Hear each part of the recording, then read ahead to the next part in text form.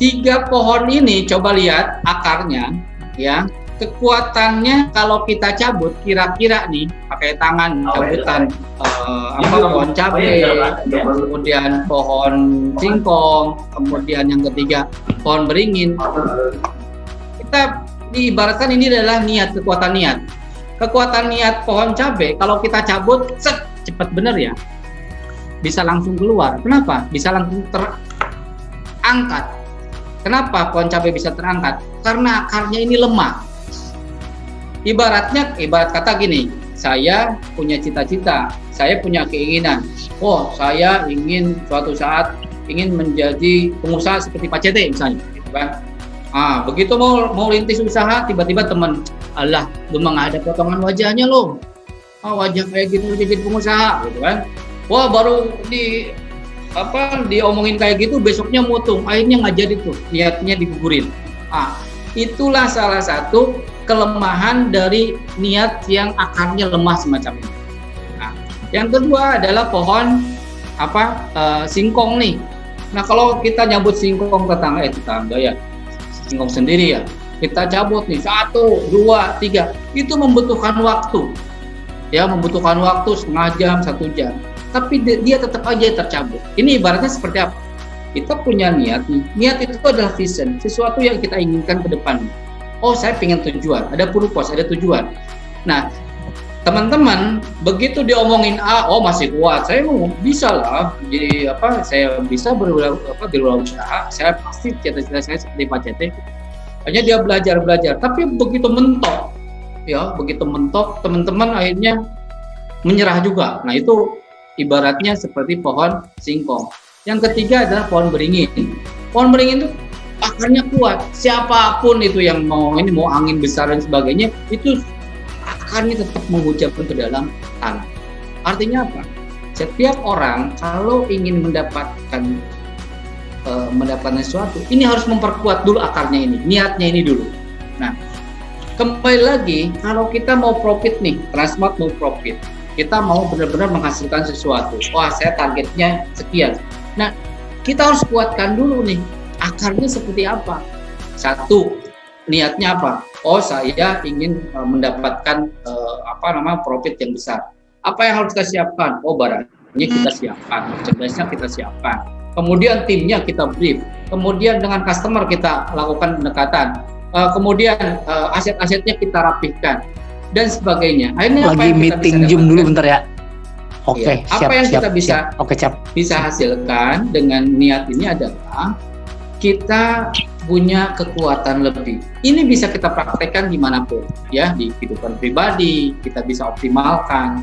Nah, perkuat niat kita, ya. Apa saja sih sebenarnya yang memperkuat? Nanti kita akan bahas selanjutnya. Nah, di sini nih manusia ini kan biasa nih, manusia itu ada hati, akal, dan nafsu, kan? Kalau hati ini bersumber nih di sini, ada akal, ini otak nih, pikiran kita nih. Ada nafsu itu sesuatu yang keinginan atau hasrat, ya. Nah, mungkin Anda pernah nih, Anda merasakan perasaan lelah banget, kurang bergairah. Ada juga yang merasa cemas, ada juga yang merasa paling hebat dan sebagainya. Nah, ini adalah gambaran-gambaran bahwa ada hati, ada akal, ada nafsu di dalam jiwa kita. Ya, kembali lagi nih, biasanya nih ada sifat akal itu kan sesuatu yang kita selalu mempertimbangkan sesuatu. Sementara nafsu itu sesuatu yang tergesa-gesa, pengen cepat beres, pengen mendapatkan keuntungan besar, dan pengen yang memang bergerak. Tapi hati itu biasanya menggerakkan. Nah, mana yang dominan? Kita bisa lihat di sini, contoh misalnya gini. Contoh misalnya nih, jika akal 1, nafsu 1, hati 1, 1 kali 1 per 1 kali 1, itu hasilnya 1. Tetapi jika nafsu sama dengan 0 nih, nafsunya dinolkan, kita benar-benar ikhlas melakukan sesuatu itu tanpa sesuatu yang ingin menjatuhkan orang, kita ingin sangat-sangat dikenal sama semua orang tahu kita gitu. Nah, kalau kita nolkan, 1 per 0 kan tak terhingga. Makanya dikali akal, dikali berapapun itu akan ikhlas. Niat itu kalau sudah ikhlas, itu akan kekuatannya seperti tadi. kekuatan pohon beringin yang sudah susah dicabut. Ya, nah makanya ayo kita benar-benar kanan kiri depan belakang teman-teman siapapun, oh kenapa ini ada yang memang bisikan yang jelek, tidak mau semangat dan sebagainya, teman-teman nggak usah terpengaruh. Kenapa? Karena semuanya keikhlasan cuma pada diri kita sendiri. Niat itu akan luar biasa jika kita sendiri benar-benar ikhlas. Artinya apa? Memperkuat visi kita. Setiap orang itu punya keinginan, punya cita-cita, ya, punya langkah yang kuat. Kembali lagi, kalau di pekerjaan kita, bagaimana kita mendapatkan kekuatan untuk mencapai profit yang luar biasa, kembali bangkit di pandemi ini. Tentunya apa yang harus kita lakukan adalah kita mengubah diri kita, memperkuat pikiran kita, tim kita. Teman-teman, saya mau sedikit cerita gini. Saya buka toko berapa kali ya? 3 kali ya. 3 kali buka toko, satu di Maguwo, yang kedua di Cirebon, yang ketiga di Pekalongan. Pada saat pertama kali teman-teman anak-anak saya yang memang kita rekrut dari tetangga dan sebagainya itu bergabung, saya merasa alhamdulillah Transmart ini memberikan menarik banyak orang untuk bekerja. Lingkungan jadi ramai, semua customer juga ramai. Banyak pekerja yang di luar, contoh misalnya di Pekalongan, di luar itu ada apa? Ada parkir. Semua orang akhirnya mendapatkan manfaat dari Carrefour-nya ini, dari Transmart-nya ini. Tapi apa yang terjadi setelah 3 bulan, setelah terjadi penurunan, terjadilah penurunan customer, kemudian terjadilah pengurangan dari beberapa karyawan. Itu sangat benar-benar saya sebagai store GM waktu itu merasa sangat sedih. Kenapa? Saya punya tanggung jawab terhadap siapa? Terhadap tim saya. Ya, mereka punya keluarga yang harusnya mereka bisa bekerja. Coba kalau omsetnya naik. Nah, itulah yang harus dipikirkan oleh teman-teman. Teman-teman di sini adalah manajer-manajer yang handal. Ada sales manager, ada division manager yang di sini, yang nantinya akan mungkin menjadi tulang punggungnya Transmart di tahun-tahun berikutnya, yang akan menjadi SCM yang mungkin akan menggantikan saya nanti posisinya. Coba teman-teman lihat, ada yang mungkin di antara teman-teman punya tim yang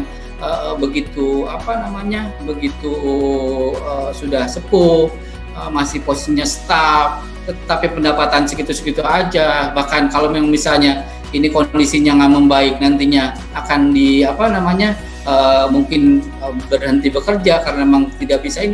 Kita harus pikirkan semacam itu. Artinya apa? Ayo kita benar-benar punya niat, punya tanggung jawab sebagai division manager, sebagai sales manager, sebagai manajer-manajer yang ada di Transmart, sebagai pimpinan yang ada di Transmart. Untuk apa? Kuatkan niat bahwa kita harus mencapai profit. Kuatkan niat bahwa kita harus mendapatkan keuntungan sebesar-besarnya. Kita harus mendapatkan sales sebesar-besarnya. Untuk apa? Bukan untuk siapa-siapa. Untuk menjaga tanggung jawab kita sebagai pimpinan. Terhadap siapa? Terhadap tim kita. Kasihan kalau tim kita, teman-teman kita, kasihan banyak pengurangan misalnya. Ayo kita bangkit, mumpung sekarang pandemi sudah mulai turun nih. Nah, kita mulai bangkitkan lagi, siapkan dulu niat. Makanya kenapa saya kemarin tektokan dengan Pak Atman, apa nih judulnya yang memang kuat untuk ini? Ya kita kuatkan dulu individu-individu, tim manajer-manajer yang ada di sini. Ya, itu yang pertama. Ayo kita nolkan nafsu kita, ikhlaskan hati kita, bismillah kita lari. Supaya apa? Supaya kita bisa mencapai target yang kita inginkan bersama. Nah, ya ini selanjutnya saya di sini mungkin teman-teman siapapun ya, agama apapun punya kekuatan, ya punya kekuatan. Untuk apa? Untuk memperkuat hati. Nah, karena hati ini benar-benar harus dikuatkan nih. Gimana caranya memperkuat hati itu? Kalau orang Islam, sholat, amal soleh, baca Al-Quran, zikir, semuanya akan pengaruh-pengaruh negatif itu akan keluar, akan benar-benar ini. Kita lihat aja, kita fokus bahwa kita punya tim, punya keluarga yang harus kita hidupi, punya tim yang mereka juga harus punya penghidupan. Apa yang harus dilakukan oleh kita adalah bagaimana memperkuat posisi hati kita supaya niat kita bisa luar biasa. Teman-teman yang non-muslim misalnya juga sama, bisa berdoa, punya kekuatan masing-masing dengan keyakinan yang masing-masing, semua punya langkah-langkah yang memang bisa memperkuatkan supaya apa? Energi-energi negatif itu bisa terbuang. Satu hal yang saya sedikit saya kritisi. Kadang-kadang itu teman-teman itu suka curhat nih. Curhatnya itu ada di karena sosial media itu luar biasa ya. ada di WA, ada di Facebook, ada di segala macam lah. Kita kadang-kadang lupa gitu, sesuatu yang negatif kita expose tuh di beberapa itu, di status atau di Facebook dan sebagainya.